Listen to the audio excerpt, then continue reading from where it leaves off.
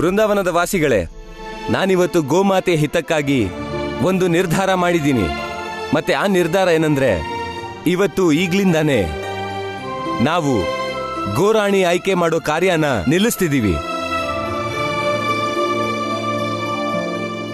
ಆದ್ರೆ ಚಿಕ್ಕಪ್ಪ, ಹೀಗ್ ಮಾಡಿದ್ರೆ ನಾವು ಕಾಮಧೇನುಗೆ ನೈವೇದ್ಯ ಇಡೋದು ಹೇಗೆ? ಕಾಮಧೇನುಗೆ ಯಾವಾಗ್ಲೂ ಗೋರಾಣಿ ಹಾಲಿಂದ ಮಾಡಿರೋ ಪಾಯಸನೇ ನೈವೇದ್ಯಕ್ಕಿಡ್ಬೇಕಲ್ಲ. ಅಣ್ಣ, ಇದಕ್ಕೆ ಪರಿಹಾರನ ನಾನು ಯೋಚನೆ ಮಾಡಿದ್ದೀನಿ. ನಾವು ಬ್ರಜಮಂಡಲದ ಎಲ್ಲ ಮನೆಯಿಂದ ಹಾಲು ತರೋಣ, ಮತ್ತದೇ ಹಾಲಿಂದ ಕಾಮಧೇನು ಮಾತೆ ನೈವೇದ್ಯಕ್ಕೆ ಅವಳಿಗೆ ಪಾಯಸ ಮಾಡೋಣ. ಹೀಗೆ ಉತ್ಸವದಲ್ಲಿ ಎಲ್ಲ ಜೊತೆ ಇದ್ರೆ ಆಗ್ಲೇ ಎಲ್ರೂ ಸುಖವಾಗಿರ್ತೀವಿ. ಯಾಕಂದ್ರೆ ಅಮ್ಮ ಹೇಳ್ತಾಳೆ, ಸರ್ವೇ ಭವಂತು ಸುಖಿನ, ಸರ್ವೇ ಭವಂತು ನಿರಾಮಯ, ಸರ್ವೇ ಭದ್ರಾಣಿ ಪಶ್ಯಂತು ಮಾ ಕಶ್ಚಿತ್ ದುಃಖ ಭಾಗ ಭವೇತ್. ಅಂದ್ರೆ ಎಲ್ರೂ ಸುಖವಾಗಿರ್ಲಿ, ಆರೋಗ್ಯವಾಗಿರ್ಲಿ, ಎಲ್ರೂ ಬೇರೆಯವರನ್ನ ಒಳ್ಳೆ ದೃಷ್ಟಿಲ್ ನೋಡ್ಲಿ, ಇನ್ನೊಬ್ರಿಗೆ ನೋವು ಕೊಡದೇ ಇರ್ಲಿ.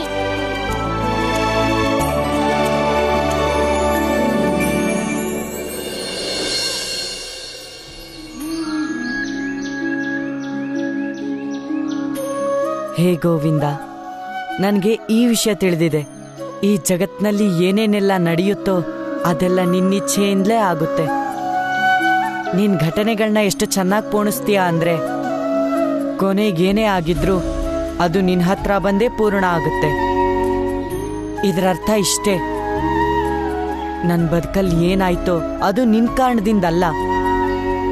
ಈ ಘಟನೆ ನನ್ನ ಜೀವನದ ದಿಕ್ಕನ್ನ ನಿರ್ಧಾರ ಮಾಡುತ್ತೆ. ನೀನೇ ನನಗೆ ದಾರಿ ತೋರಿಸು ಪ್ರಭು. ನಾನು ನನ್ನ ಅಪ್ಪ ಅಮ್ಮನ ಕೊನೆ ಆಸೆನ ಪೂರ್ತಿ ಮಾಡಬೇಕು ಗೋವಿಂದ. ನನ್ನ ಗುರಿ ಈ ಜಗತ್ತಲ್ಲೇ ಸರ್ವಶ್ರೇಷ್ಠ ಪುರೋಹಿತ ಆಗೋದು. ನಾನದನ್ನ ಹಾಗೇ ಆಗ್ತೀನಿ. ಅಣ್ಣ ಅಣ್ಣ ಅಣ್ಣ, ಹಸಿವಾಗ್ತಿದೆ. ಹಾ ಅಣ್ಣ, ನಮ್ ಹತ್ರ ತಿನ್ನೋದಕ್ಕೇನೂ ಇಲ್ಲ. ನೀನು ಶಿಕ್ಷಣ ಪಡೆಯೋದು ಹೇಗೆ? ನೀನ್ ಪುರೋಹಿತ ಹೇಗಾಗ್ತ್ಯಾ? ನಾನು ಪುರೋಹಿತ ಯಾಕಾಗೋದಿಲ್ಲ? ನಮ್ ಗೋವಿಂದ ಇದಾನಲ್ಲ ನಮ್ ಜೊತೆ.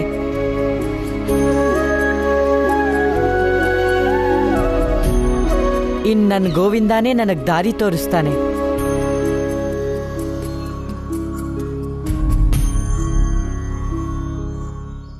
ನೀನ್ ಯಾರಂತ ನನ್ ಗೊತ್ತಾಯ್ತು.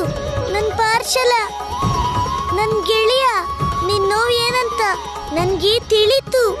ನೀನ್ ಮಾಡಿರೋ ಶಪಥ ಖಂಡಿತ ಪೂರ್ತಿ ಆಗುತ್ತೆ. ನೀನ್ ಹಾಗೆ ಆಗ್ತೀಯ, ಈ ಜಗತ್ತಲ್ಲೇ ಸರ್ವಶ್ರೇಷ್ಠ ಪುರೋಹಿತ. ಆದ್ರೆ ಈಗ ನೀನು ಯಾವ ವ್ಯವಸ್ಥೆನ ಎದುರಿಸ್ತೀಯೋ ಅದು ತನ್ನ ರಚನೆಯಲ್ಲಿ, ರೂಢಿಯಲ್ಲಿ, ಆ ವ್ಯವಸ್ಥೆ ಎದುರು ಹೋರಾಡೋಕೆ, ಅದನ್ನ ತಿದ್ದೋದಕ್ಕೆ ನನ್ಗೆ ನಿನ್ನ ನೆರವು ಬೇಕಾಗುತ್ತೆ. ಗೊಲ್ಲ, ಕಾಮಧೇನುವಿಗೆ ನೈವೇದ್ಯ ಸಿದ್ಧಾಯ್ತು. ಹಾರಾದೆ ಬಂದೆ. ನೀ ನನ್ ಪರಮ ಭಕ್ತ ಅಲ್ವಾ? ಒಂದು ಮಾತನ್ನ ನೆನ್ಪಿಟ್ಕೋ, ಯಾವತ್ತೂ ನಿನ್ ಕೆಲ್ಸದಿಂದ ಹಿಂದೆ ಸರಿಬೇಡ. ನಾನ್ ನಿನ್ ಜೊತೆ ಇದ್ದೀನಿ, ಮತ್ತೆ ಮುಂದೇನು ನಿನ್ ಜೊತೆ ಇರ್ತೀನಿ.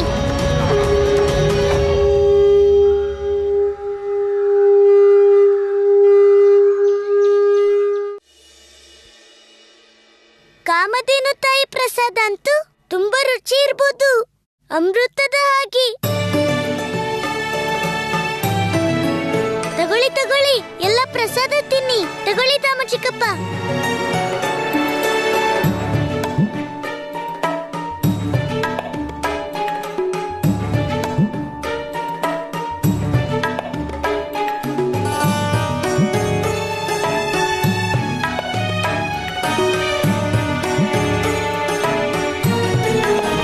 ನಿಲ್ಲಿ ಅಲ್ಲೇ.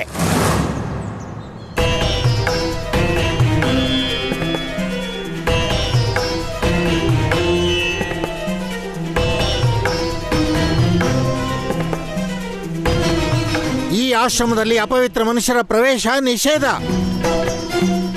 ಮೂರ್ಖ ಬಾಲಕ, ನಿನಗೆ ಇಷ್ಟು ಗೊತ್ತಿಲ್ವಾ? ಇಲ್ಲಿ ಬ್ರಾಹ್ಮಣರನ್ನ ಬಿಟ್ಟು ಬೇರೆಯವರು ಪ್ರವೇಶ ಮಾಡೋ ಹಾಗಿಲ್ಲ. ಬ್ರಾಹ್ಮಣ ದೇವ, ನಾನು ಆಚಾರ್ಯರನ್ನು ನೋಡ್ಬೇಕು. ಆಚಾರ್ಯರನ್ನು ನೋಡ್ಬೇಕಾ?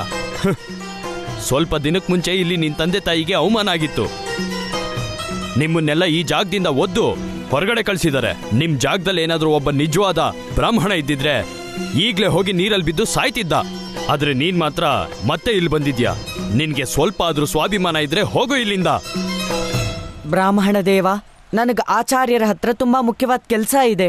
ಅಂತ ಕೆಲ್ಸ ಏನಿದ್ಯಪ್ಪ?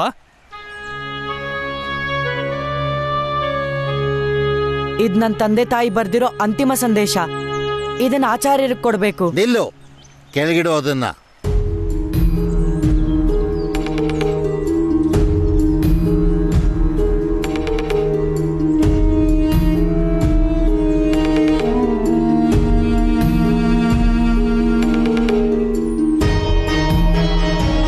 ಅಪವಿತ್ರಂ ಪವಿತ್ರೋ ವಾ ಸರ್ವಾವಸ್ಥಾಂ ಗತೋಪಿನ ಯಂ ಸ್ಮರೇತ್ ಪುಂಡರೀಕಾಕ್ಷಂ ನ ಬಾಹ್ಯಾಭ್ಯಂತರ ಶುಚಿ.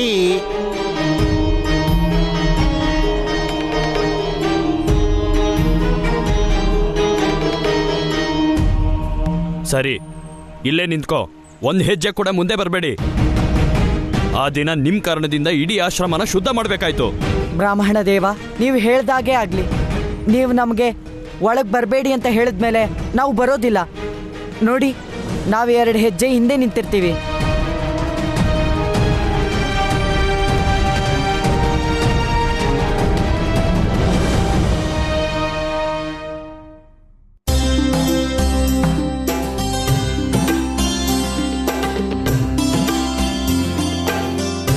ಸತ್ಯವಾಗ್ಲೂ ಕೃಷ್ಣ, ತುಂಬಾ ರುಚಿಯಾದ ಪ್ರಸಾದ. ನೋಡಿ ನೋಡಿ ವೃಂದಾವಂತವ್ರೆ, ನಮ್ ಗೆಳೆಯನ್ ಮೂರ್ತಿ. ನೋಡಿ ನೋಡಿ ವೃಂದಾವಂತವ್ರೆ, ನಮ್ ಗೆಳೆಯನ್ ಮೂರ್ತಿ.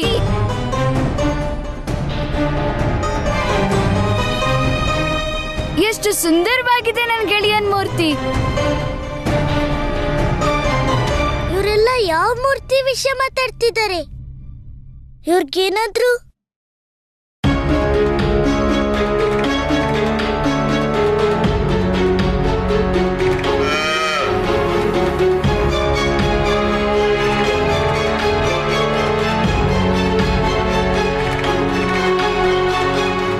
ಗೆಳೆಯರಿ, ನಿಮ್ಗೆ ಈ ಪ್ರತಿಮೆ ವಿಷಯನ ಯಾರು ಹೇಳಿದ್ದು? ಶಂಕರನೇ. ಶಂಕರನ? ಹಾ ಕೃಷ್ಣ, ಶಂಕರನೇ ಈ ಮೂರ್ತಿ ಹತ್ರ ಕರ್ಕೊಂಡೋದ. ಇಲ್ದಿದ್ರೆ ನಮ್ಗೆ ಈ ಮೂರ್ತಿ ಕಾಣ್ತಾನೆ ಇರ್ಲಿಲ್ಲ. ಎಂತ ದಿವ್ಯ ಪ್ರತಿಮೆ ಇದು! ನೀನ್ ನಿಜ ಹೇಳ್ದೆ. ಶಂಕರ, ನೀನ್ ಇದೇನ್ ಮಾಡ್ದೆ? ಶಂಕರ, ನಿನ್ಗೆ ಯಾಕೆ ಅರ್ಥ ಆಗ್ತಿಲ್ಲ? ನಾನು ನನ್ನ ಸತ್ಯನ ಯಾರಿಗೂ ಹೇಳೋ ಹಾಗಿಲ್ಲ.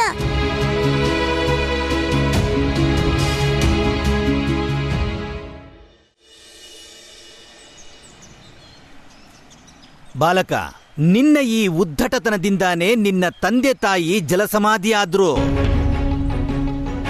ಯಾಕಂದ್ರೆ ನೀನು ಶಾಸ್ತ್ರಗಳಿಗೆ ಅವಮಾನ ಮಾಡ್ದೆ, ಜ್ಞಾನಕ್ಕೆ ಅವಮಾನ ಮಾಡ್ದೆ, ವಿದ್ಯೆಗೆ ಅವಮಾನ ಮಾಡ್ದೆ. ಇಲ್ಲ ಆಚಾರ್ಯರೇ, ನನ್ನ ಅಪ್ಪ ಅಮ್ಮ ನನ್ನ ಉದ್ದಟತನಕ್ಕೆ ಜಲಸಮಾಧಿ ಆಗ್ಲಿಲ್ಲ.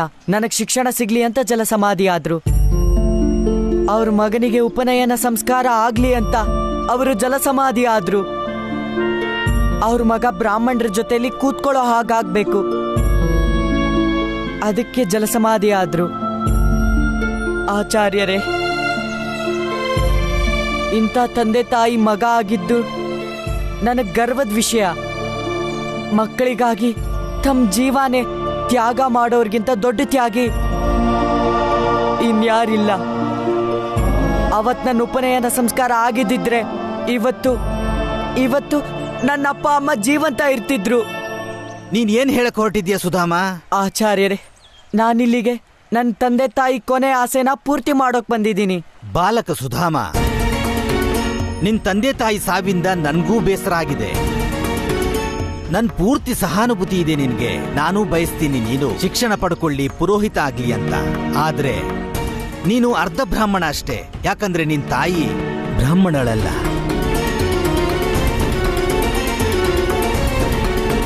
ಹಾಗಾಗಿ ನಾನ್ ನಿನ್ಗೆ ಶಿಕ್ಷಣ ಕೊಡೋಕ್ಕಾಗಲ್ಲ. ಆದ್ರೆ ನಿರಾಶನಾಗೋ ಅಗತ್ಯ ಏನಿಲ್ಲ. ನೀನೊಂದು ಕೆಲಸ ಮಾಡು. ನೀನಿಲ್ಲಿಂದ ಕಾಶಿಗೆ ಹೋಗು. ಅಲ್ಲಿರೋ ಬ್ರಾಹ್ಮಣ ಸಮಾಜ ನಿನ್ಗೇನಾದ್ರೂ ಉಪನಯನಕ್ಕೆ ಅನುಮತಿ ಕೊಟ್ರೆ ನೀನ್ ಪುರೋಹಿತ ಆಗೋದನ್ನ ಯಾರೂ ತಡೆಯಕ್ಕಾಗಲ್ಲ. ಸುಧಾಮ, ನಾನು ನಿನ್ಗೋಸ್ಕರ ಕೇವಲ ಇಷ್ಟೇ ಮಾಡೋಕಾಗೋದು. ಪ್ರಣಾಮ ಆಚಾರ್ಯರೇ, ನೀವು ನನಗೆ ಮಾರ್ಗದರ್ಶನ ನೀಡಿದ್ರಿ. ನಾನು ನಿಮಗೆ ಜೀವನ ಪೂರ್ತಿ ಋಣಿಯಾಗಿರ್ತೀನಿ.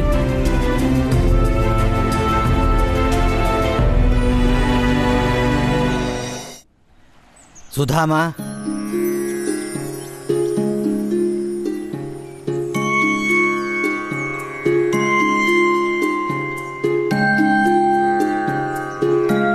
ಸ್ವಲ್ಪ ನಿನ್ ಭಗವಂತನ ದರ್ಶನನೂ ಮಾಡಿಸು.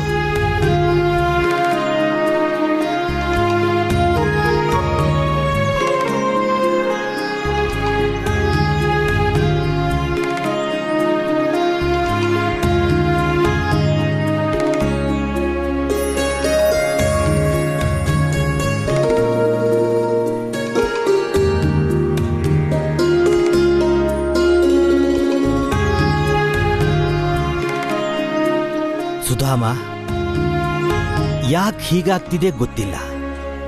ನಿನ್ನ ಆಸ್ತೆ ಪವಿತ್ರ ಅನ್ನಿಸ್ತಿದೆ. ಇವನು ಯಾರೇ ಆಗಿದ್ರು, ಎಲ್ಲೇ ಇದ್ರು, ನನಗನ್ನಿಸ್ತಾ ಇದೆ ಇವನೇ ಭಗವಂತ.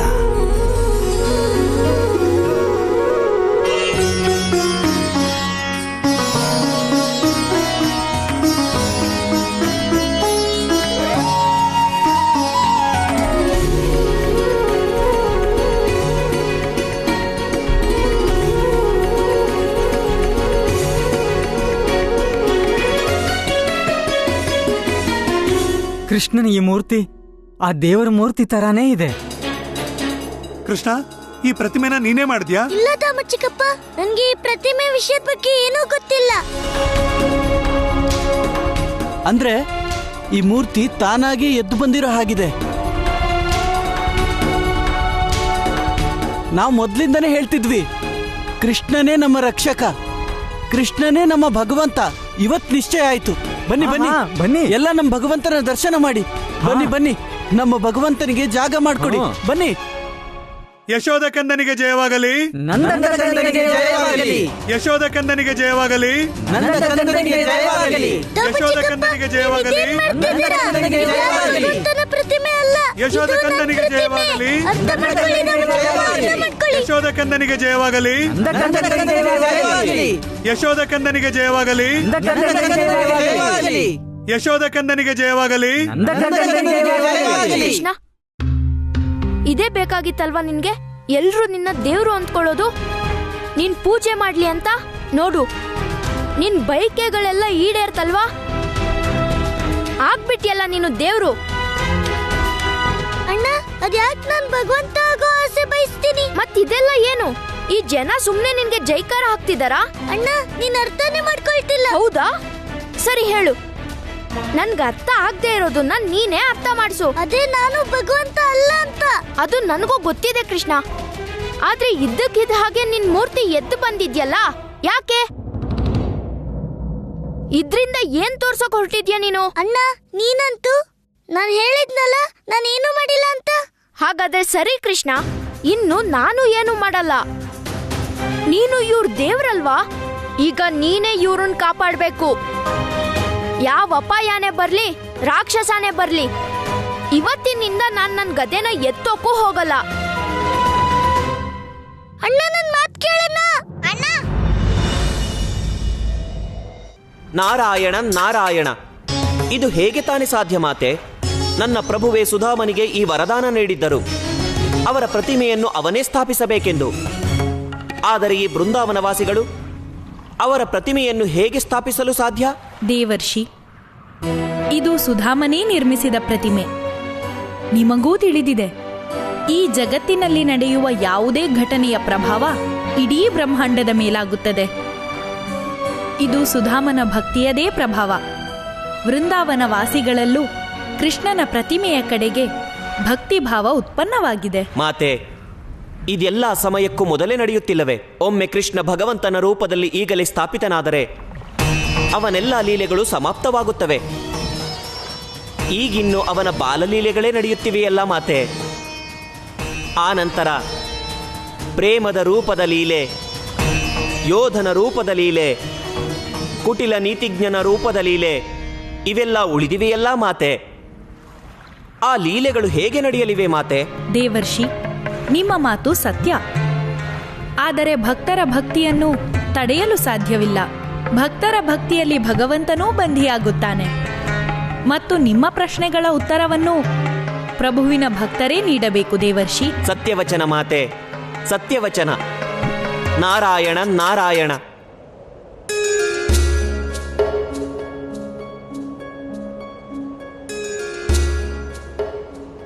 ಅಣ್ಣ, ನನಗೆ ತುಂಬಾ ಬಾಯಾರಿಕೆ ಆಗ್ತಿದೆ ಅಣ್ಣ. ತಂಗಿ, ಇಲ್ಲಿ ಎಷ್ಟು ದೂರ ನೋಡಿದ್ರು ಎಲ್ಲೂ ನೀರೇ ಕಾಣಿಸ್ತಿಲ್ಲ. ನಾವು ಆದಷ್ಟು ಬೇಗ ನದಿ ಹತ್ರ ಹೋದ ಕೂಡ್ಲೆ ನಾನು ಎಲ್ರಿಗಿಂತ ಮೊದಲು ನಿನಗೆ ನೀರು ಕುಡಿಸ್ತೀನಿ. ಆದ್ರೆ ಇಲ್ಲಿ ದೂರದವರೆಗೂ ಎಲ್ಲೂ ನೀರಿಲ್ಲ. ತುಂಬಾ ಬಾಯಾರಿಕೆ ಆಗ್ತಿದೆ. ಸರಿ, ನಾನೇನಾದ್ರೂ ಮಾಡ್ತೀನಿ. ಗೋವಿಂದ ಮನಸ್ಸು ಮಾಡಿದ್ರೆ ನಾವು ಖಂಡಿತ ನೀರು ಕುಡಿತೀವಿ. ಸರಿನಾ? ನಡಿ.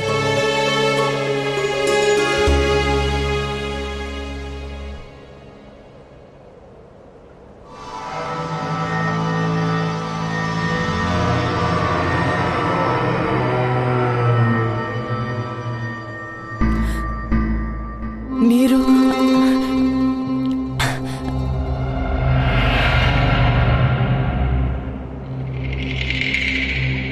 ನೀರು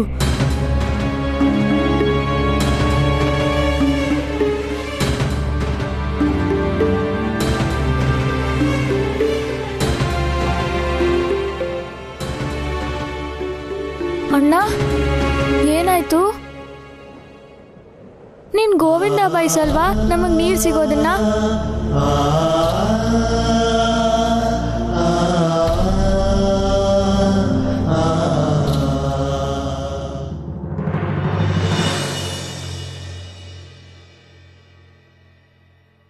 ರಾಧಿ, ಅಣ್ಣ ಅಂತೂ ಕೋಪ ಮಾಡ್ಕೊಂಡ. ಈಗ ನೀನ್ ಮಾತ್ರ ನನ್ಗೆ ಸಹಾಯ ಮಾಡ್ಬೋದು. ಅರ್ಥ ಮಾಡಿಸು ಎಲ್ರಿಗೂ ನಾನ್ ಭಗವಂತ ಅಲ್ಲ ಅಂತ. ಗೊಲ್ಲ, ಈ ಜನರನ್ನ ನೋಡ್ತಿದ್ರೆ ನನಗೆ ಅನ್ನಿಸ್ತಿಲ್ಲ ಅರ್ಥ ಮಾಡ್ಕೋತಾರೆ ಅಂತ.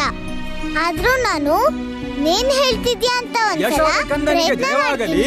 ನಂದ ಕಂದನಿಗೆ ಜಯವಾಗಲಿ. ಯಶೋದೆ ಕಂದನಿಗೆ ಜಯವಾಗಲಿ. ದಾಮ ಚಿಕ್ಕಪ್ಪ, ಇದೇನಾದ್ರೂ ಕಂಸ ಮಾಡಿರೋ ಉಪಾಯ ಆಗಿದ್ರೆ, ಅವನೇನಾದ್ರೂ ಈ ಮೂರ್ತಿಯೊಳಗೆ ರಾಕ್ಷಸನ್ ಕಲ್ಸಿದ್ರೆ? ಇಲ್ಲ ರಾಧೆ ಪುಟ್ಟಿ, ಇವತ್ತು ನಾವು ನಿನ್ನ ಮಾತನ್ನು ಕೇಳೋದೇ ಇಲ್ಲ. ನಾವು ಸಾಕ್ಷಾತ್ ಭಗವಂತನ ದರ್ಶನ ಮಾಡಿದೀವಿ. ಅಷ್ಟೇ ಅಲ್ಲ, ಭಗವಂತ ಭೂಮಿ ಮೇಲೆ ಅವತಾರ ಎತ್ತಿದ್ದನ್ನು ನೋಡ್ತಿದ್ದೀವಿ. ಇನ್ನಾವು ನಮ್ಮ ಭಗವಂತನ ಮಂದಿರದಲ್ಲಿ ಸ್ಥಾಪನೆ ಮಾಡೇ ಮಾಡ್ತೀವಿ. ಯಶೋದೆ ಕಂದನಿಗೆ ಜಯವಾಗಲಿ. ದಾಮ ಚಿಕ್ಕಪ್ಪ, ನಿಮ್ಮೆಲ್ರ ಕೃಷ್ಣ, ನಾನು ಕೃಷ್ಣ, ಯಾವ ಭಗವಂತನೂ ಅಲ್ಲ. ನನ್ನ ಭಗವಂತನಾಗ್ ಮಾಡಿ ನಿಮ್ಮಿಂದ ದೂರ ಯಾಕೆ ಮಾಡ್ತಿದ್ದೀರಾ? ಇಲ್ಲ ಕೃಷ್ಣ, ಇದೇ ಸತ್ಯ. ನೀನ್ ನಮ್ಮ ರಕ್ಷಕನೂ ಹೌದು, ನಮ್ಮ ಭಗವಂತನೂ ಕೂಡ. ಜಗತ್ನಲ್ಲಿ ಇದೇ ಮೊದಲನೇ ಸಾರಿ ಹೀಗಾಗ್ತಿರೋದು. ಭಗವಂತ ಮಂದಿರದಲ್ಲೂ ಇರ್ತಾನೆ, ಮತ್ತೆ ಮನೇಲೂ ಕೂಡ. ಯಶೋದೆ ಕಂದನಿಗೆ ಜಯವಾಗಲಿ. ಯಶೋದೆ ಕಂದನಿಗೆ ಜಯವಾಗಲಿ. ಯಶೋದೆ ಕಂದನಿಗೆ ಜಯವಾಗಲಿ. ಯಶೋದೆ ಕಂದನಿಗೆ ಜಯವಾಗಲಿ. ಒಮ್ಮೊಮ್ಮೆ ಹೆಚ್ಚು ಭಕ್ತಿ ಭಗವಂತನ ಸಂಕಷ್ಟಕ್ಕೆ ಕಾರಣ ಆಗ್ಬಿಡತ್ತೆ.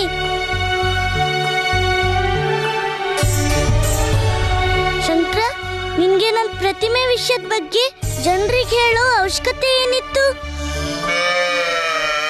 ಏನ್ ಹೇಳ್ತೀನಿ ನೀನು? ನೀನು ಉದ್ಧಾರ ಮಾಡ್ಬೇಕಾ? ನಿಂತ್ಕೋ, ನಾನು ಈಗ್ಲೇ ನೀನು ಉದ್ಧಾರ ಮಾಡ್ತೀನಿ. ನಿಂತ್ಕೋ ಅಲ್ಲೇ. ಕಂದ, ಯಾಕೆ ಓಡ್ತಿದ್ಯಾ ಶಂಕರನ್ ಹಿಂದೆ? ಅಮ್ಮ, ಇವನ್ ತುಂಟಾಟ ದಿನದಿಂದ ದಿನಕ್ಕೆ ಜಾಸ್ತಿ ಆಗ್ತಿದೆ. ಏನಂದೆ? ಅಮ್ಮಂಗೂ ಹೇಳ್ತೀಯಾ? ಇರು ಶಂಕರ, ನಿನ್ ತುಂಟಾನೆ ಎಲ್ಲ ಬಿಡಿಸ್ತೀನಿ. ಕಂದ, ಏನ್ ಮುಚ್ಚಿಡ್ತಿದ್ಯಾ ಅಮ್ಮನಿಂದ? ಹೇಳು. ಏನಿಲ್ಲ ಅಮ್ಮ. ಏಯ್ ಕಂದ, ಕಂದ. ನಂದ್ರಾಣಿ, ನಂದ್ರಾಣಿ, ನಂದ್ರಾಣಿ, ಬಹಳ ಶುಭ ಸಮಾಚಾರ ಇದೆ. ನಮ್ಮ ಕೃಷ್ಣನ ಪ್ರತಿಮೆ ಸಿಕ್ಕಿದೆ. ಮತ್ತೆ ಈಗೆಲ್ಲರೂ ಕೃಷ್ಣನ ಭಗವಂತ ವಿಷ್ಣು ರೂಪದಲ್ಲಿ ಸ್ಥಾಪನೆ ಮಾಡೋದಕ್ಕೆ ಮಂದಿರಕ್ಕೆ ಹೊರಟಿದ್ದಾರೆ. ಏನ್ ಹೇಳ್ತಿದ್ದೀರಾ ದಾಮೋದರಣ್ಣ? ಕೃಷ್ಣ ಭಗವಂತನ? ಈ ಜನರಿಗೇನು ಅರ್ಥನೇ ಆಗಲ್ಲ. ಅದೇ ನಂದ್ರಾಣಿ, ಎಲ್ರೂ ತಿಳ್ಕೊಳ್ಳೋದ್ರಲ್ಲಿ ತಡ ಮಾಡಿದ್ರು. ಹೌದು, ತಡ ಆಯ್ತು. ಇಲ್ಲ ದಾಮೋದರಣ್ಣ, ಇದು ಶುಭ ಸಮಾಚಾರ ಅಲ್ಲ, ಇದು ಸಂಕಟದ ಸಮಾಚಾರ. ಸಂತಾನ? ಆದ್ರೆ ಹೇಗೆ ಸಂಕಟ? ಜನರು ನನ್ನ ಕಂದನ ವಿಷ್ಣು ರೂಪದಲ್ಲಿ ಮಂದಿರದಲ್ಲಿ ಏನಾದರೂ ಸ್ಥಾಪಿಸಿದ್ರೆ ಕಂಸನ್ ಶತ್ರುತ್ವ ನನ್ನ ಕಂದನ ಮೇಲೆ ಇನ್ನೂ ಜಾಸ್ತಿ ಆಗುತ್ತೆ. ನಾನೇ ಅನರ್ಥ ತಡಿಲೇಬೇಕು. ನಂದರಾಜ, ನಂದರಾಜ!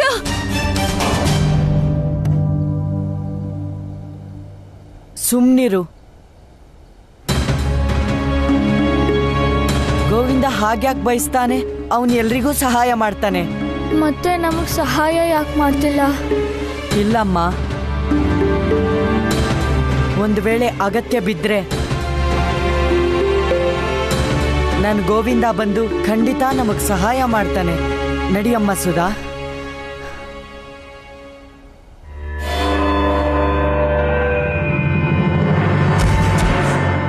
ಸುಧಾ, ಸುಧಾ, ಸುಧಾ, ಏನಾಗ್ತಿದೆ ನಿನಗೆ? ನೀರಿಲ್ದೆ ಆಗ್ತಿಲ್ಲ ನಂಗೆ. ಸರಿ ಸರಿ, ನಾನೇನಾದ್ರೂ ಮಾಡ್ತೀನಿ, ನೀನಿಲ್ಲೇ ವಿಶ್ರಾಂತಿ ತಗೋ. ನಾನು ನೀರು ಹುಡ್ಕೊಂಡ್ ಬರ್ತೀನಿ. ಭಾನು, ನೀನ್ ಸುಧಾನ ನೋಡ್ಕೊಳ್ತಿರು, ಆಯ್ತಾ? ಅಣ್ಣ!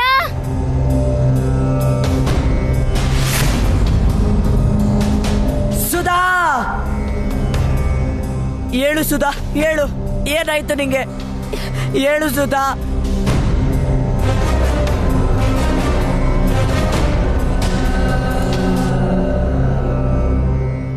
ಅಮ್ಮ, ನಿನ್ಗೆ ಹೇಗೆ ನನ್ ಭಗವಂತ ಆಗೋ ಚಿಂತೆ ಆಗ್ತಿದ್ಯೋ, ನನ್ಗೂ ಹಾಗೆ ಚಿಂತೆ ಆಗ್ತಿದೆ.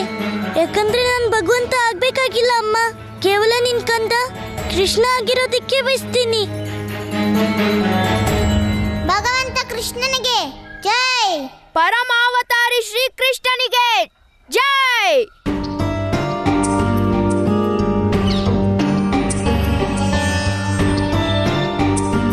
ಪ್ರಭು, ಶಂಕರನ್ ಜೊತೆಗೆ ನಮ್ಮನ್ನು ಉದ್ಧಾರ ಮಾಡು. ಈ ಅಣ್ಣ ಮತ್ತೆ ರಾಧೆಗೆ ಏನಾಗಿದೆ? ಪ್ರಭು, ನಾವು ನಿಮ್ಗೆ ಶರಣಾಗಿದ್ದೀವಿ, ನಮ್ ಕಲ್ಯಾಣ ಮಾಡಿ. ರಾಧೆ, ನನ್ ಗೊತ್ತಿದೆ, ನಿನ್ಗೆ ಕೇವಲ ನಿನ್ ಭಾಷೆಯಲ್ಲೇ ಅರ್ಥ ಮಾಡ್ಸೋಕ್ಕಾಗದು. ಭಕ್ತರೇ, ಭಗವಂತ ಅಂತೂ ತನ್ನ ಭಕ್ತರ ಒಂದೇ ಕರೆಗೆ ಅವರೆಲ್ಲ ದುಃಖ ದೂರ ಮಾಡೋದಿಕ್ ಬರ್ತಾನೆ. ಹೇಳು ಬಾಲಿಕೆ, ನಿನ್ ಕಷ್ಟಗಳೇನು? ಆದ್ರೆ ಬಾಲಿಕೆ, ನಾನು ನನ್ನ ದಿವ್ಯ ದೃಷ್ಟಿಯಿಂದ ನೋಡ್ತಿದ್ದೀನಿ, ನಿನ್ನಪ್ಪನ ಹತ್ರ 1,00,000 ಹಸುಗಳಿವೆ. ಈಗ ನಿನ್ ಜೀವನದಲ್ಲಿ ಪೂರ್ತಿ ಸಮೃದ್ಧಿ ಇದೆ. ಆದ್ರೆ ನಿನ್ನ ಉದ್ಧಾರದ ಅವಶ್ಯಕತೆ ಏನಿದೆ ಗೊಲ್ಲ? ನಿನ್ಗೇನಾಗೋಗಿದೆ? ನಾನು ನಿನ್ನ ಪ್ರಭು ಅಂತಿದ ತಕ್ಷಣ ನೀನ್ ನನಗೆ ಪ್ರವಚನ ಕೊಡ್ತಿದ್ಯಾ? ಬಾಲಿಕೆ, ನಾನ್ ಪರಮಾವತಾರಿ ಶ್ರೀಕೃಷ್ಣ, ಯಾರ ಗೊಲ್ಲ ಅಲ್ಲ. ನನ್ನ ಗುರ್ತಿಸೋದ್ರಲ್ಲಿ ನಿನ್ನಿಂದ ಏನೋ ತಪ್ಪಾಗಿದೆ. ಕೇಳು ಬಾಲಿಕೆ, ಜೀವನದಲ್ಲಿ ಸತ್ಯದ ಮಾರ್ಗನ ಆಯ್ಕೆ ಮಾಡ್ಕೊಳ್ಳೋರೆ ಉದ್ಧಾರ ಆಗೋದು. ಇಲ್ದಿದ್ರೆ ಈ ಮೃತ್ಯು ಲೋಕದಲ್ಲಿ ಜನ್ಮ ಜನ್ಮಾಂತರದ ಬಂಧನದಲ್ಲಿ ಮುಕ್ತಿ ಸಿಗೋದಿಲ್ಲ. ಕೃಷ್ಣ, ನೀನ್ ಇದ್ಯಾವ ಅರಿವು ಹಂಚ್ತಿದ್ಯಾ? ಎಲ್ಲಿಂದ ಕಲ್ತೆ ಇದೆಲ್ಲ? ರೋಹಿಣಿ ನಂದನ ಬಲರಾಮ, ನೀನ್ ಮರ್ತೋದ್ಯಾ? ನನ್ ಕೇವಲ ಕೃಷ್ಣ ಅಲ್ಲ, ನಾನಂತೂ ವಿಷ್ಣುವಿನ ಅವತಾರ, ಪರಮಾವತಾರಿ ಶ್ರೀಕೃಷ್ಣ. ಮತ್ತೆ ನಾನು ಏನ್ ಹೇಳ್ತೀನೋ ಅದು ಪರಮ ಸತ್ಯನೇ. ಆದ್ರೆ ನಿನ್ಗೆ ಉದ್ಧಾರದ ಅವಶ್ಯಕತೆ ಏನಿಲ್ಲ ರೋಹಿಣಿ ನಂದನ, ಬಲರಾಮ. ಯಾಕಂದ್ರೆ ನೀನು ಪರಮಾವತಾರಿ ಶ್ರೀಕೃಷ್ಣನ ಕಾರ್ಯದ ಸಹಭಾಗಿಯಾಗಿದ್ಯಾ. ಮತ್ತೆ ಯಾರು ನನ್ನ ಸಹಾಯ ಮಾಡ್ತಾರೋ ನಾನು ಅವರನ್ನ ನನ್ನ ಶರಣಕ್ಕೆ ಸ್ವೀಕರಿಸ್ತೀನಿ. ನಾರಾಯಣ ನಾರಾಯಣ, ಇದೇನು ಮಾತೆ? ಪ್ರಭು ಎಲ್ಲರ ಸಮ್ಮುಖದಲ್ಲೇ ತನ್ನ ಸತ್ಯ ತಿಳಿಸಿದ. ನಾನು ಹೇಳಿದ್ದೆನಲ್ಲ ದೇವರ್ಷಿ, ಒಮ್ಮೊಮ್ಮೆ ಭಗವಂತನು ಭಕ್ತರಿಗೆ ವಿವಶನಾಗಬೇಕಾಗುತ್ತದೆ. ಅವರ ಭಕ್ತರು ಇದರ ಹೊರತಾಗಿ ಯಾವ ಮಾರ್ಗವನ್ನೂ ನೀಡಲಿಲ್ಲ.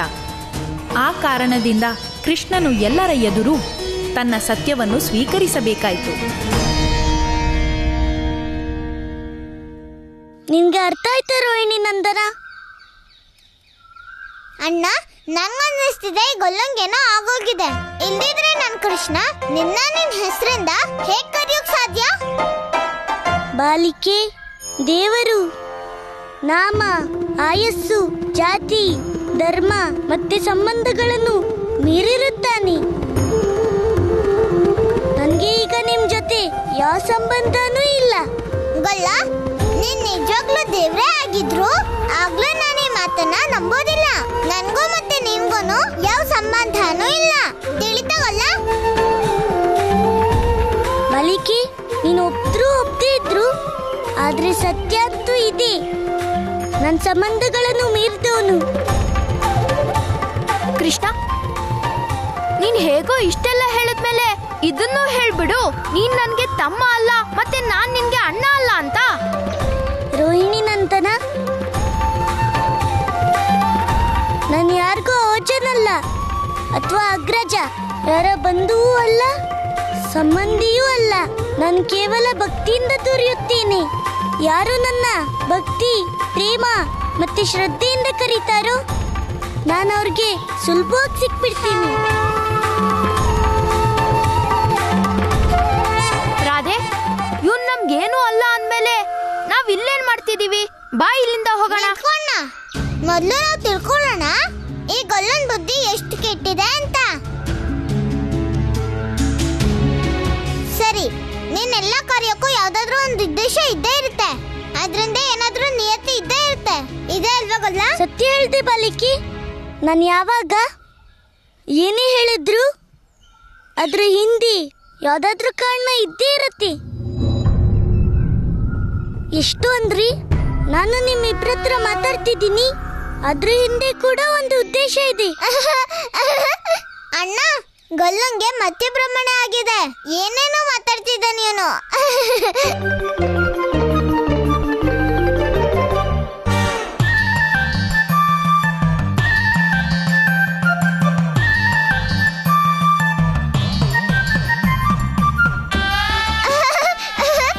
ಅಣ್ಣ, ನೀವ್ ಈ ಮಡ್ಕೆನ ನೋಡ್ತಿದ್ದೀರ ತಾನೆ?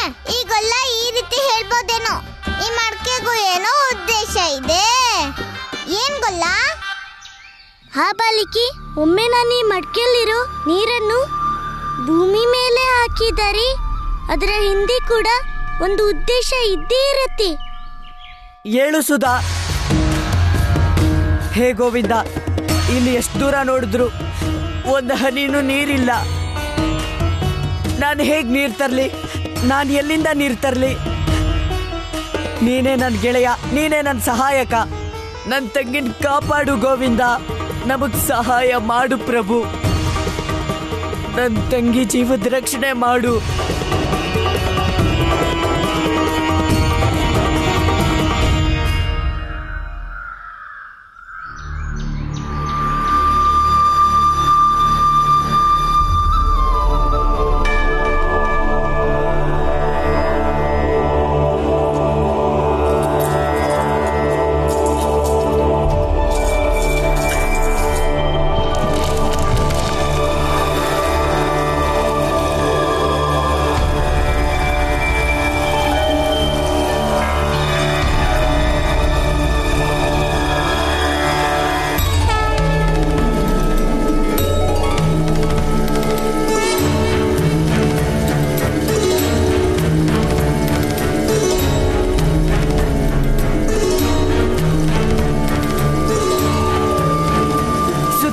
ಸುಧಾ ಏಳು, ನೀರು ಕುಡಿ. ಸುಧಾ, ನೀರು ಕುಡಿ ಸುಧಾ.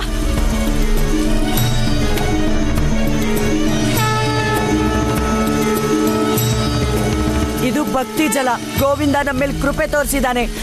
ಕುಡಿ ಸುಧಾ, ಕುಡಿ. ಬೇಕಾದಷ್ಟು ನೀರು ಕುಡಿ.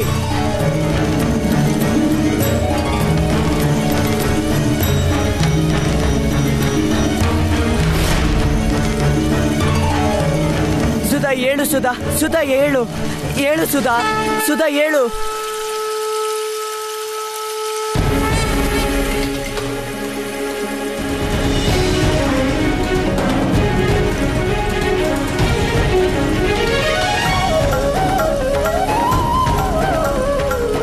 ತಮ್ಮ, ನೀನು ಕುಡಿ.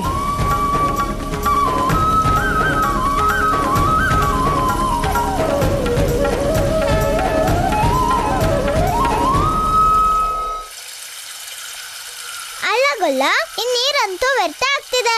ನನಗಂತೂ ಇದ್ರಲ್ಲಿ ಯಾವ ಉದ್ದೇಶನೂ ಕಾಣ್ತಿಲ್ಲ.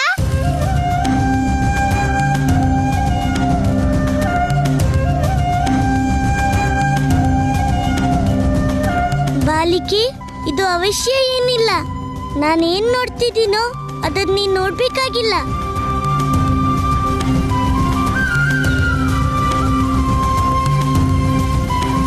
ಹೇ ಗೋವಿಂದ, ಹೇ ಕೃಪಾನಿಧಿ, ನಾನು ಧನ್ಯ. ನಾನು ಧನ್ಯ ಗೆಳೆಯ. ನಿನ್ನ ಈ ಭಕ್ತಿನ ನಂಬಿಕೆನ ನಾಶ ಆಗೋಕ್ ಬಿಡ್ಲಿಲ್ಲ. ನಾನೇ ಧನ್ಯ.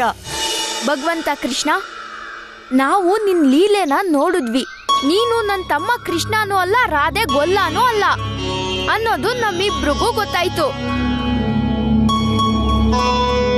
ಈಗ ನಾವು ಇಲ್ಲಿಂದ ಹೋಗ್ತಿದೀವಿ. ನೀವು ದೇವರಾಗಿದ್ದಕ್ಕೆ ಶುಭಾಶಯ. ಬಾ ರಾಧೆ, ಹೋಗೋಣ. ಅಣ್ಣ, ಅಣ್ಣ, ನಾನು ನಿನ್ ಕೃಷ್ಣ ಮಾತ್ರ, ಬೇರೆ ಯಾರೂ ಅಲ್ಲ. ನನ್ಗೆ ಭಗವಂತ ಆಗೋದ್ ಬೇಡ ಅಣ್ಣ. ನನ್ನ ಭಗವಂತ ಆಗೋದ್ರಿಂದ ಕಾಪಾಡು ಅಣ್ಣ, ನನ್ನ ಕಾಪಾಡು. ಆದ್ರೆ ಈಗಷ್ಟೇ ನೀನು ನಾನ್ ನಿಮ್ಗೆ ಅದನ್ನೇ ಅರ್ಥ ಮಾಡ್ಸಕ್ ಪ್ರಯತ್ನ ಮಾಡ್ತಿದ್ದೆ. ಒಮ್ಮೆ ನನ್ ಭಗವಂತ ಆಗ್ಬಿಟ್ರೆ ನಿಮ್ಮನ್ನೆಲ್ಲ ಬಿಟ್ಟು ಹೋಗ್ಬೇಕಾಗುತ್ತೆ, ನಿಮ್ಮೆಲ್ರಿಂದ ದೂರ ಆಗ್ಬೇಕಾಗುತ್ತೆ. ಆದ್ರೆ ನನ್ಗೆ ನಿಮ್ಮೆಲ್ರಿಂದ ದೂರ ಆಗೋದ್ ಬೇಡ ಅಣ್ಣ, ನಿಮ್ಮಿಂದ ದೂರ ಆಗೋದ್ ಬೇಡ. ನಾನ್ ನಿನ್ಗೆ ತಮ್ಮ, ರಾಧೆಗೆ ಗೊಲ್ಲ, ಮತ್ತೆ ಅಮ್ಮನ್ಗೆ ಕಂದ ಆಗಿರ್ಬೇಕಂತಾನೆ ಬಯಸ್ತೀನಿ ಅಣ್ಣ. ಭಗವಂತ ಆಗಿ ಅಲ್ಲ ಅಣ್ಣ. ಯೋಚಿಸೋಣ, ನನ್ ಭಗವಂತ ಆದ್ರೆ ನಿನ್ಗೆ ಎಷ್ಟ್ ಕಷ್ಟ ಆಗ್ತಿದೆ, ಮತ್ತೆ ನನ್ಗೆ ಎಷ್ಟ್ ಕಷ್ಟ ಆಗ್ತಾ ಇರ್ಬೋದು ಅಣ್ಣ. ಅದಕ್ಕೆ ನಾನು ನಿನ್ನ ಬೇಡ್ಕೊಳ್ತಿದ್ದೀನಿ ಅಣ್ಣ. ಈ ಅನರ್ಥ ಆಗೋದ್ರಕ್ಕಿಂತ ಮುಂಚೆ ತಡಿಬೇಕಣ್ಣ, ತಡಿಬೇಕು. ನನ್ಗೆ ಭಗವಂತ ಆಗೋದ್ ಬೇಡ ಅಣ್ಣ, ನನ್ಗೆ ಭಗವಂತ ಆಗೋದ್ ಬೇಡ. ನನ್ಗೆ ಅರ್ಥ ಆಯ್ತು ಕೃಷ್ಣ, ನಿನ್ ನೋವು ನನಗ್ ತಿಳಿತು. ನೀನೇನು ಯೋಚನೆ ಮಾಡ್ಬೇಡ. ನೀನ್ ನನ್ ತಮ್ಮ ಆಗಿದ್ಯಾ, ಹಾಗೇ ಇರ್ತ್ಯಾ. ನಿನ್ ದೇವ್ರೇ ಆದ್ರೂ ಕೂಡ ನಿನ್ನ ಯಾರು ನನ್ನಿಂದ ದೂರ ಮಾಡಕ್ಕಾಗಲ್ಲ ಕೃಷ್ಣ.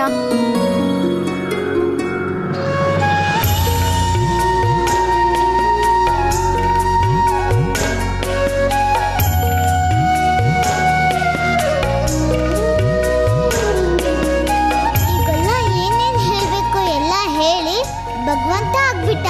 ಅದ್ರ ಜೊತೆಗೆ ಅಣ್ಣನ ಹತ್ರನೂ ಮಾತಾಡಿ ಅವನಿಗೂ ಸಮಾಧಾನ ಮಾಡ್ಬಿಟ್ಟ. ಈ ಗೊಲ್ಲನ್ ಬುದ್ಧಿವಂತಿಕೆಯಿಂದ ಪಾರಾಗೋದು ಅಷ್ಟು ಸುಲಭ ಅಲ್ಲ.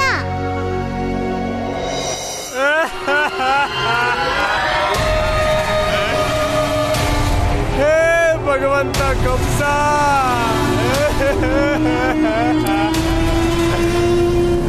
ಹೇ ಭಗವಂತ ಕಂಸ,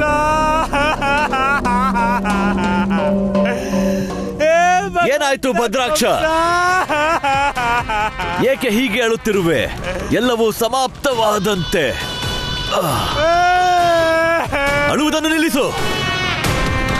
ಸರಿ, ಈಗ ಹೇಳು, ಏಕೆ ಇಷ್ಟೊಂದು ಕೂಗುತ್ತಿರುವೆ? ಅಂತದ್ದೇನಾಯ್ತು? ಕೆಲಸ ಬೆಣ್ಣೆ ಹಾಕಿ ಕರ್ಗೋಯ್ತು ಭಗವಂತ, ಎಲ್ಲ ಹಾಳಾಗೋಯ್ತು. ಅಯ್ಯೋ, ಆ ಬೃಂದಾವನದಲ್ಲಿ ನಿಮ್ಮ ಮಂದಿರ ಮೊದಲು ಆಗ್ಬೇಕಾಗಿತ್ತು, ಆದ್ರೆ ನಿಮ್ ಶತ್ರುಗೆ ಮಂದಿರ ಮಾಡ್ತಿದಾರಲ್ಲ. ನಾನು ಅಳೋದ್ ಬಿಟ್ಟು ಏನ್ ಮಾಡ್ಲಿ ಭಗವಂತ? ಎಲ್ಲ ನಾಶ ಆಯ್ತು. ಯಾರ ಮಂದಿರವಾಗಿದೆ? ಅಯ್ಯೋ, ಆ ಮುರಳಿ ಮನೋಹರ ಕೊಳಲು ಹಿಡಿಯೋ ಹುಡುಗ ಕೃಷ್ಣನಿಗೆ. ಮತ್ತೆ ಇವತ್ತು ಬೃಂದಾವನದಲ್ಲಿ ಎಷ್ಟೋ ಪ್ರತಿಮೆ ಸ್ಥಾಪನೆ ಆಗ್ತಿದೆ. ನಾನಿಲ್ಲಿ ಅಳದೆ ಏನ್ ಮಾಡ್ಲಿ ಭಗವಂತ? ಇದನ್ನೇ ಬಯಸುತ್ತಾನೆ ಆ ವಿಷ್ಣು. ಜನರು ಅವನ ಅಂಶವನ್ನು ಪರಮಾವತಾರಿ ಎನ್ನಬೇಕು, ಮನೆ ಮನೆಯಲ್ಲೂ ಅವನನ್ನು ಪೂಜಿಸಬೇಕು, ಭ್ರಮಾಜಾಲದಲ್ಲಿ ಸಿಕ್ಕಿ ಮಂದಿರಗಳಲ್ಲಿ ಅವನ ಪ್ರತಿಮೆಗಳನ್ನು ಸ್ಥಾಪಿಸಬೇಕು. ನನ್ಗೂ ಆಸೆ ಇತ್ತು ಭಗವಂತ, ಪ್ರತಿಯೊಂದು ಮಂದಿರದಲ್ಲೂ ನಿಮ್ ಪ್ರತಿಮೆ ಸ್ಥಾಪನೆ ಆಗ್ಬೇಕು ಅಂತ. ಆದ್ರೆ ಭಗವಂತ, ಆ ಮುರಳಿ ಮನೋಹರ ಎಲ್ಲಾ ಕೆಲಸ ಮಾಡ್ದ ಅಂದ್ರೆ ಈಗ ನಿಮ್ ಈ ಒಂದು ಪ್ರತಿಮೆನೆ ನೋಡಿ ಸಂತೋಷ ಪಡ್ಬೇಕಾಗತ್ತೆ.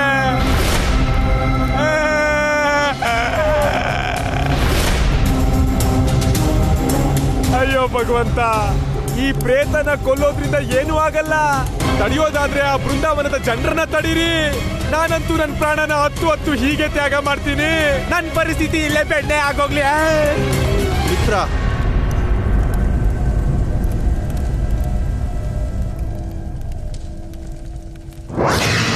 ಇದನ್ನು ತಗೋ, ನಿನ್ನ ಹೊಸ ಅನುಷ್ಠಾನದ ಸಾಮಗ್ರಿ.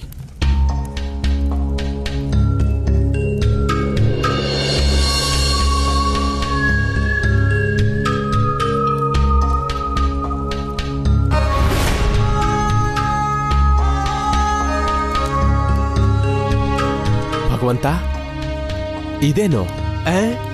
ಇದೇ ತಾನೇ ಆ ತಾತಾಥಯ್ಯನ ಪರಿಚಯ. ಏನೆನ್ನುತ್ತಾರೆ? ಆ ನವಿಲುಗರಿಧಾರಿ, ಪೀತಾಂಬರಧಾರಿ, ಮುರಳೀಧರ, ಇವೆಲ್ಲವೂ ಅವನಿಗೆ ಅತ್ಯಧಿಕ ಪ್ರಿಯ ತಾನೆ. ಇವೆಲ್ಲವನ್ನು ಧರಿಸಿಕೊಂಡು ಅವನು ಜನರಲ್ಲಿ ಭ್ರಮೆ ಹರಡಿದ್ದಾನೆ. ಅವನು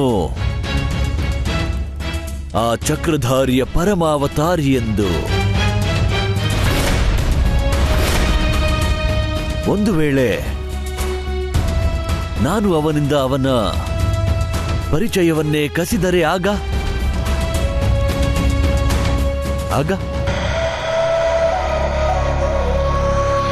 ಅವನು ಎಂದಿಗೂ ಸಿದ್ಧಪಡಿಸಲಾಗದು. ಅವನು ಆ ವಿಷ್ಣುವಿನ ಅಂಶವೆಂದು, ಅವನ ಪರಮಾವತಾರಿ ಎಂದು. ಭಗವಂತ, ನಿಮ್ಮ ಯಾವ ಮಾತು ನನ್ನ ತಲೆಗೆ ಹೋಗ್ಲೇ ಇಲ್ಲ. ತಾಳ್ಮೆ ಇರಲಿ ಭದ್ರಾಕ್ಷ. ಸಮಯಕ್ಕೂ ಮುನ್ನ ಮತ್ತು ಅವಶ್ಯಕತೆಗಿಂತ ಅಧಿಕ ಎಂದು ಯಾರಿಗೂ ಏನೂ ಪ್ರಾಪ್ತವಾಗದು ವತ್ಸ. ವಾರೆ ವಾ ಭಗವಂತ, ನೀವಂತೂ ಪೂರ್ತಿ ಆ ವಿಷ್ಣುವಿನ ಭಾಷೆಯಲ್ಲಿ ಹೇಳಿದ್ರಿ. ಈ ಚಮತ್ಕಾರ ಹೇಗಾಯ್ತು? ಶತ್ರುವಿಗೆ ಒಮ್ಮೊಮ್ಮೆ ಅವನದೇ ಭಾಷೆಯಲ್ಲಿ ಹೇಳಬೇಕಾಗುತ್ತದೆ ಭದ್ರಾಕ್ಷ.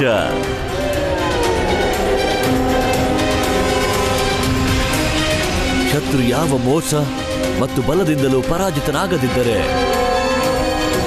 ಆಗ ಅವನಿಗೆ ಪ್ರೇಮದ ಭಾಷೆಯಲ್ಲಿ ತಿಳಿಸಬೇಕಾಗುತ್ತದೆ.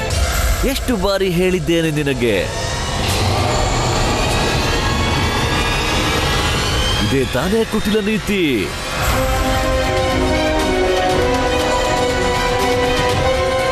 ಈಗ ನಾನು ಅವನದೇ ಅಸ್ತ್ರದಿಂದ ಆ ಗೋವಿಂದನ ಕಂಸನಾಮ ಸತ್ಯ ಮಾಡುತ್ತೇನೆ. ಏನು ಹಾಡುತ್ತಾರೆ ಎಲ್ಲರೂ? ಜೈ ಜೈ ಗೋವಿಂದ, ಜೈ ಜೈ ಗೋಪಾಲ.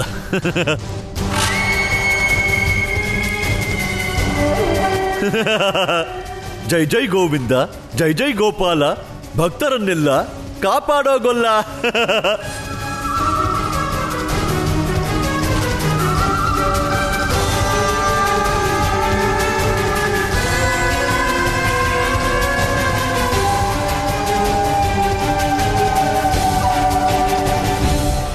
ನನ್ನ ಮಗನ ವಿರುದ್ಧ ಇದ್ಯಾವುದೋ ಷಡ್ಯಂತ್ರನೇ. ಮತ್ ನಾನು ಈ ರೀತಿ ಆಗೋದಕ್ಕೆ ಬಿಡೋದಿಲ್ಲ. ಇದನ್ನೆಲ್ಲ ನಿಲ್ಸೋ.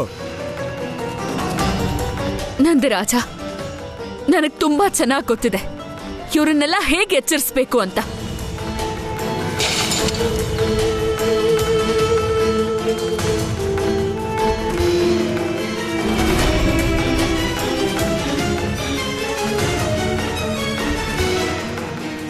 ನಂದ್ರಾಣಿ, ನೀವಿಷ್ಟು ಕೋಪ ಯಾಕೆ ಮಾಡ್ತಿದ್ದೀರಿ?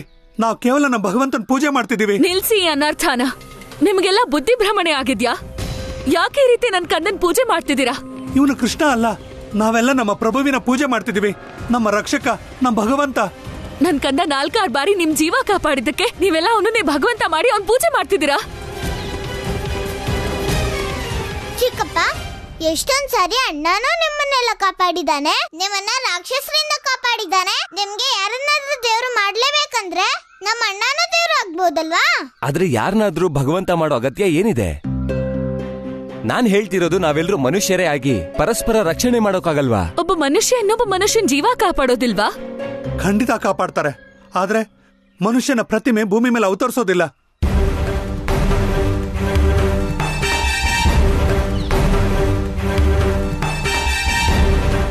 ಏನು? ನನ್ನ ಕಂದನ ಪ್ರತಿಮೆ ಅವತರಿಸ್ತಾ? ಹಾ ನಂದ್ರಾಣಿ, ನಮ್ಮ ಕೃಷ್ಣನ ಪ್ರತಿಮೆ ಅದಾಗೆ ಭೂಮಿ ಮೇಲೆ ಉದ್ಭವ ಆಗಿದೆ.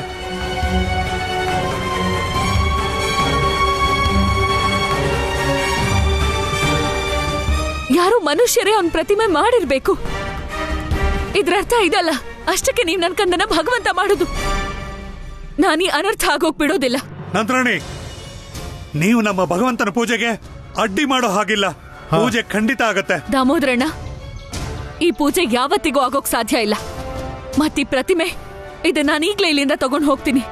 ಈ ಪೂಜೆ ಖಂಡಿತ ಆಗುತ್ತೆ.